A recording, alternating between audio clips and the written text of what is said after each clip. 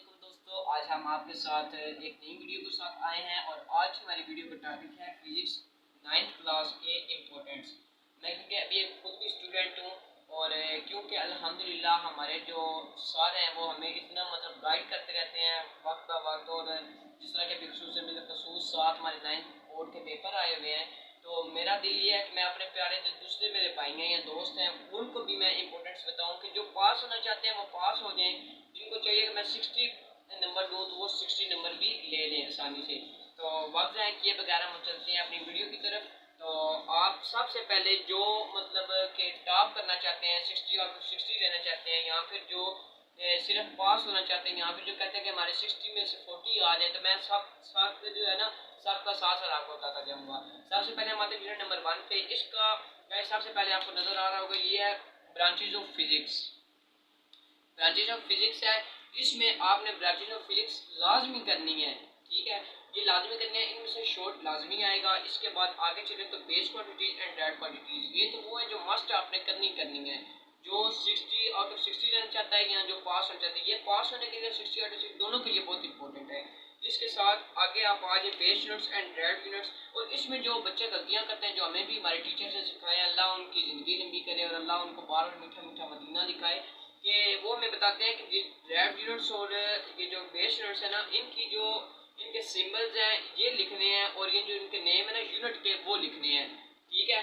Quantity में name और ये सिंबल नहीं लिखने, इसमें हम लोगों ने नेम और सिंबल यूनिट के लिखने हैं, क्योंकि हम क्या पढ़े हैं, ड्राइव्ड यूनिट्स पढ़ रहे हैं। सही है, ड्राइव्ड यूनिट्स पढ़ रहे हैं। ये आपको नजर आ रहा है, अगर नहीं नजर आ रहा तो बहुत बहुत माजरत। अच्छा, उसके बाद प्रीफिक्सेस है, प्रीफिक्सेस की आप डेफिनेशन करेंगे। उसके बाद साइंटिफिक नोटेशन की, उसके बाद मीटर रूल की डेफिनेशन करेंगे। उसके बाद ये जो ऊपर मेजरिंग इंस्ट्रूमेंट्स है और ये दी मैथ्स दी मेजरिंग टेप है, ये दोनों आपने बस पढ़ लेने हैं। उसके बाद ये साइड बॉक्स है हबल स्पेस टेलीस्कोप, ये आपने लाजमी एक बार मरतबा पढ़ लेना है, ठीक है। उसके बाद वर्नियर कैलिपर है और वर्नियर कांस्टेंट है, ठीक है। ये वर्नियर कैलिपर और वर्नियर कांस्टेंट ये दोनों चीजें एक ही हैं। अक्सर स्टूडेंट्स होते हैं वर्नियर कांस्टेंट आया होता है तो ये कंफ्यूज हो जाते हैं। उसके बाद स्क्रू गेज का जो है ना हमारे पास कांस्टेंट आ जाएगा। उसके बाद आगे चले तो हमारे पास आ जाएंगी जी स्टॉप वॉच की डेफिनेशन, ये भी लाजमी करनी है, शॉर्ट में पूछी जाती है। Mechanical stop watch, digital stop watch, measuring cylinder. उसके बाद लाजमी जो करने आपने करने सिग्निफिकेंट फिगर्स के ये जो सेटलमेंट पॉइंट्स दिए हुए हैं हमें, ठीक है, पेज नंबर 21 पे। उसके बाद हम लोग यूनिट नंबर 2 पे जाते हैं। उसमें हमारे पास सबसे पहले आ जाएगी काइनेमैटिक्स, रेस्ट, मोशन। उसके बाद types of motion. Types of motion में अक्सर दोस्तों प्यारे मेरे जो मेरे स्टूडेंट्स हैं, क्योंकि मैं भी खुद स्टूडेंट हूँ, तो टाइप्स ऑफ मोशन में जब ट्रांसलेटरी मोशन का पूछा जाता है, एक्सप्लेन इट्स टाइप्स पूछा जाता है, तो उसमें लोगों ने लिखना है लीनियर मोशन। उसके बाद रैंडम और सर्कुलर मोशन आएगा जो ट्रांसलेटरी मोशन में पूछा जाएगा। अगर उन्होंने कहा टाइप्स ऑफ मोशन, उसमें हमारे पास translatory motion, rotatory and vibratory आएगा। ये आपने खास ध्यान रखना है, छोटी छोटी ट्रिक्स होती हैं जिनकी वजह से हमारे पूरे सवाल गलत हो जाते हैं। हम अपनी तरफ से सही लिख के आते हैं, मगर ये छोटी छोटी चीज़ें आप इनको खास तौर पर नोट करना है। उसके बाद इनके साइड बॉक्सेस जो बने हुए हैं ट्रांसलेटरी मोशन के साथ ये बॉक्स बना हुआ है, उसमें एग्जाम्पल है, इसी तरह ये आपने कर लेनी है। उसके बाद scalar quantity and vector quantity ये भी लाजमी करनी है। ये जो खास तौर पे जो बच्चे कहते हैं हम सिर्फ पास हो जाएं, वो पिंक डेफिनेशन पिंक बॉक्स जो है ये लाजमी कर लें, इंशाल्लाह आपका भाई गारंटी देता है आप पास हो जाएंगे। उसके बाद आगे आ जाए तो distance and displacement, speed and velocity, uniform speed, uniform velocity. इसके साइड बॉक्स से बनी हुई लिडार गन। लिडार गन आपने ये वाली जो लिडार गन है ये आपने लाजमी कर लेनी है, ठीक है। उसके बाद नीचे टर्मिनल वेलोसिटी, ये भी आपने लाजमी कर लेनी है। उसके बाद आगे हैं तो डिसेलरेशन एंड रिटार्डेशन, ये दोनों चीज़ें हैं, ये भी आपने लाजमी करनी है। एक ये रिटार्डेशन, डिसेलरेशन या नेगेटिव एक्सेलरेशन, ये तीन नाम है एक डेफिनेशन के। ये छोटी छोटी चीज़ें जो आपको कंफ्यूज कर देती हैं, ये आपने कंफ्यूज नहीं है ना, जब भी पढ़े तो बड़ा ध्यान से गौर से समझ के पढ़ें। उसके बाद आगे जाते हैं तो ग्राफ की डेफिनेशन है वो कर लें। उसके बाद आगे है first equation of motion, second equation of motion, third equation of motion, ये भी आपने गाइड लाजमी कर लेनी है। इंशाल्लाह इंशाल्लाह इन तीन में से अल्लाह ने चाहा तो एक लाजमी आ जाएगी। और सबसे इम्पोर्टेंट बात, इसके साथ जो डायग्राम बनेंगे वो कोशिश करें सबसे पहले बनाएं। अगर आप डायग्राम नहीं बनाएंगे, बाकी आप सब चीज़ें जो है ना पूरी लिखेंगे तो आपको नंबर नहीं मिलेंगे। वो आपका सीधा जो एग्जामिनर है यहाँ जो आपको चेक कर रहा है वो आपका सीधा क्रॉस कर देगा, क्योंकि जो इसमें बना हुआ ग्राफ बनी हुई है, जो डायग्राम बनी हुई है, इस पे इन्होंने सारा कुछ मेंशन किया हुआ है, स्पीड क्या है, एक्सेलरेशन क्या है। उसके साथ आगे जाए तो आगे है ग्रेविटेशनल एक्सेलरेशन, डेफिनेशन है पेज नंबर 49 पे, ये भी आपने लाजमी कर लेनी है। इसके बाद चैप्टर नंबर 3 पे आते हैं। चैप्टर नंबर 3 में फोर्स, इनर्शिया, मोमेंटम। मोमेंटम की आपने कौन सी क्वांटिटी है, ठीक है, वो हमारे पास क्वांटिटी है, momentum is a vector quantity. उसके बाद उसका एसआई यूनिट, उसके बाद हम लोग लगेंगे Newton first law of motion, law of inertia. अच्छा, लॉ ऑफ इनर्शिया जब करेंगे तो उसके साथ Newton first law of motion भी पहले लिखना है। जो अक्सर लड़के लिख देते हैं लॉ ऑफ इनर्शिया, उसके नंबर माइनस हो जाते हैं। उसके बाद साइड बॉक्स है when a bus takes a short turn passengers move on what direction, ये भी आपने साइड बॉक्स लाजमी कर लेना है। उसके बाद Newton second law of motion आप एक शॉर्ट के तौर पे कर लें और लाजमी लॉन्ग वे के लिए कि भी आप ये फुल कर लें।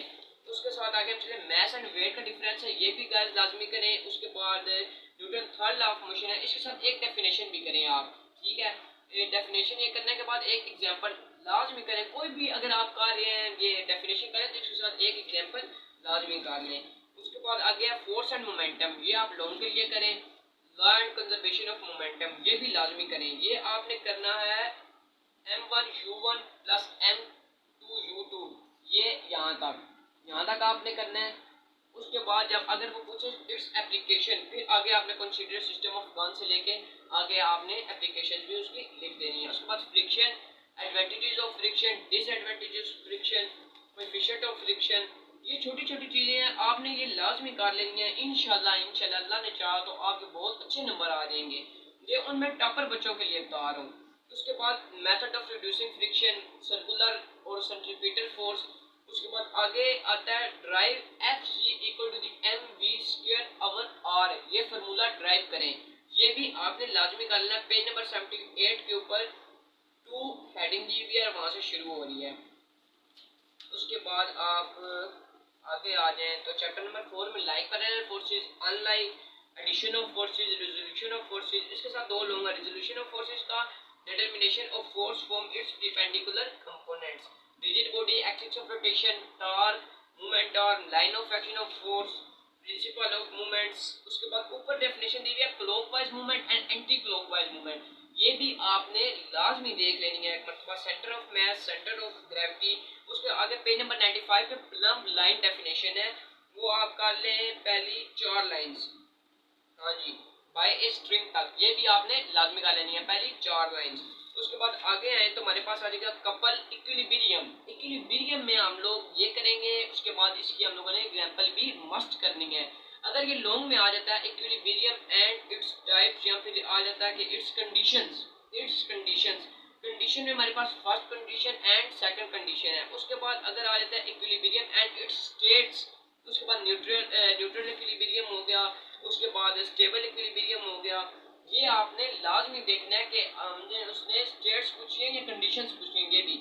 उसके बाद पेज नंबर 102 पे एक क्वेश्चन है व्हीकल्स, ये पैराग्राफ दिया हुआ है एंड में छोटा सा बॉक्स है डू यू नो वाला, व्हीकल्स आर में हैवी एट दी बॉटम, ये भी आपने लाजमी एक मरतबा देख लेना है। चैप्टर नंबर 5 की तरफ आते हैं, law of conservation of momentum, लाजमी आपने लॉन्ग कर लेना है। उसके बाद आगे चले तो ग्रेविटेशनल फील्ड, उसके बाद फील्ड फोर्स और gravitational field strength, mass of the earth long के लिहाज से ये, और दूसरा मोशन ऑफ आर्टिफिशियल सैटेलाइट, ये भी आपने लाजमी कर लेना है। एल्टीट्यूड की डेफिनेशन है मास ऑफ अर्थ से आगे पेज नंबर 111 पे। उसके बाद आर्टिफिशियल सैटेलाइट वाला जो हमारे पास टॉपिक है, उसमें हमसे सैटेलाइट डेफिनेशन पूछी जाती है, नेचुरल सैटेलाइट की डेफिनेशन पूछी जाती है। उसके बाद हमसे इधर साइड बॉक्स पे पूछा जाता है कि जीपीएस का बताएं, जीपीएस के बाद नीचे कम्युनिकेशन सैटेलाइट का।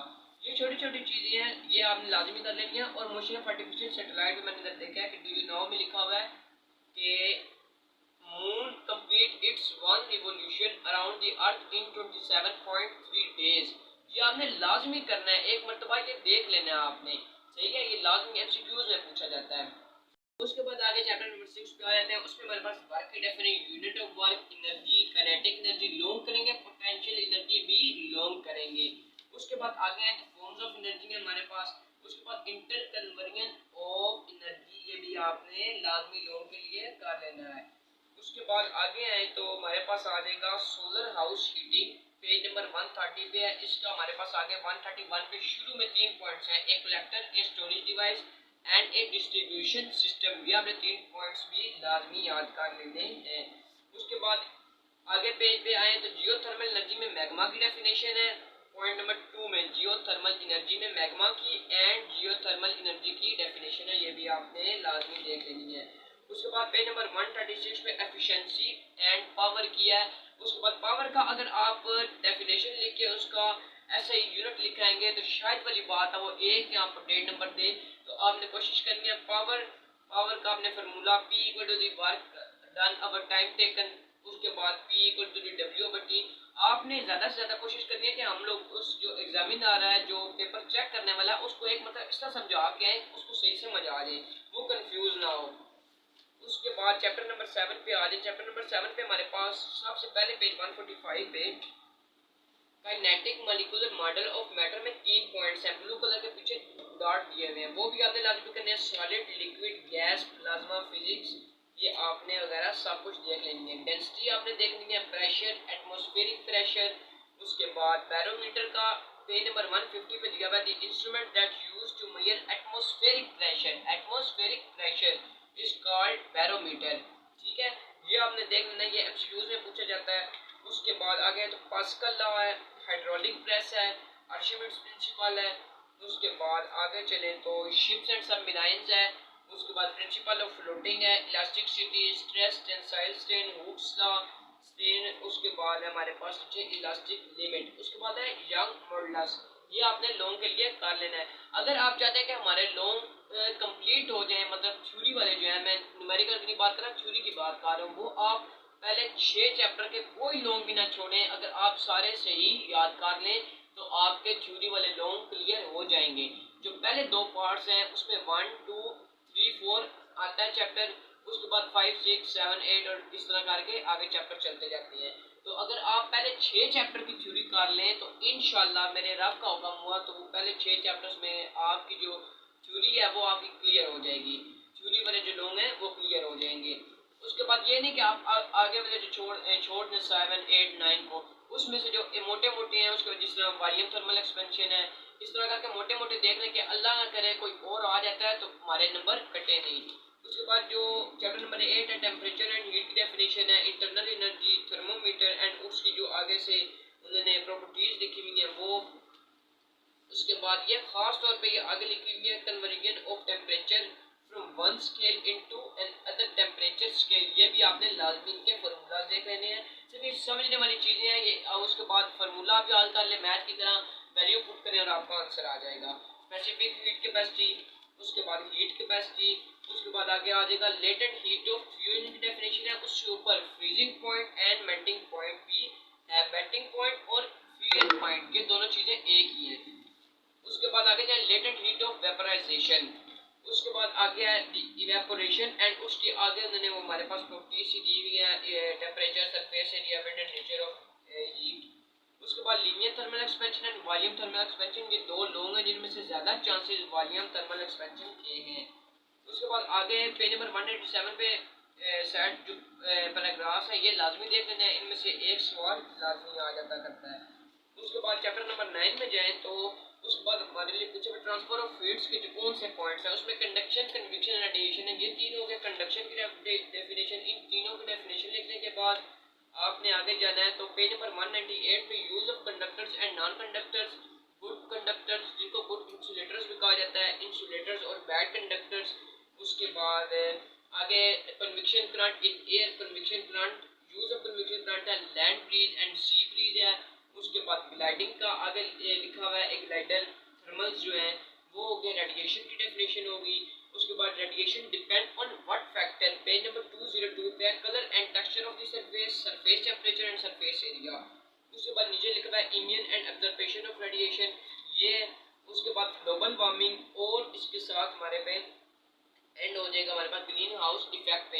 ये वो बच्चों के लिए मैंने बताया जो लॉन्ग करेंगे तो इंशाल्लाह ये सब कर लेंगे तो वो 60 आउट ऑफ 60 ले लेंगे। ये मैंने सिर्फ मोटी मोटी डेफिनेशन बताएंगे, बहुत अंदर से नहीं बताई क्योंकि जो अंदर पैराग्राफ से मिल जाती हैं। उसके बाद जो बच्चे पास होना चाहते हैं तो तो उनके लिए ये है कि आप सिर्फ ना पिंक डेफिनेशन कर लें और जो एंड पे आपने एमसीक्यूज देने हैं वो लाजमी कर लें। इंशाल्लाह इंशाल्लाह अल्लाह मेरे का हुक्म हुआ तो आप बहुत अच्छे नंबर आ देंगे। और मैं भी दुआ करता हूँ और आप भी मेरे लिए दुआ किया करें कि अल्लाह हम सबको कामयाब करे। और याद रखें दुनिया के साथ आखिरत की भी तैयारी करें। जिस तरह हम दुनिया के कामयाब होने की तैयारी करें इससे आखिर के लिए भी तैयार हुआ करें। अगर कोई नया है तो वो हमारे चैनल को सब्सक्राइब करें ताकि हमारी नई से नई वीडियो आप तक पहुँच सके।